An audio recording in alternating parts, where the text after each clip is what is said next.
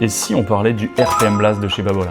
Donc le RPM Blast, c'est un monofilament made in France de Babolat, qui a notamment été ultra popularisé grâce à Rafael Nadal, qui a joué une grande partie de sa carrière avec. On a encore beaucoup de joueurs de la team Babolat qui jouent avec, à l'exemple de Arthur Fils. Il faut savoir que le RPM Blast, c'est une corde rigide, très rigide, donc il va t'apporter énormément de contrôle, également aussi beaucoup de spin additionnellement, car les cordes glissent très bien l'une sur l'autre. On va appeler ça un très bon snapback, étant donné aussi que la corde est octogonale, donc ça va augmenter aussi ta prise d'effet. Comme je l'ai dit, c'est une corde rigide, donc elle va pas t'apporter spécialement de confort et elle va pas t'apporter énormément de puissance non plus.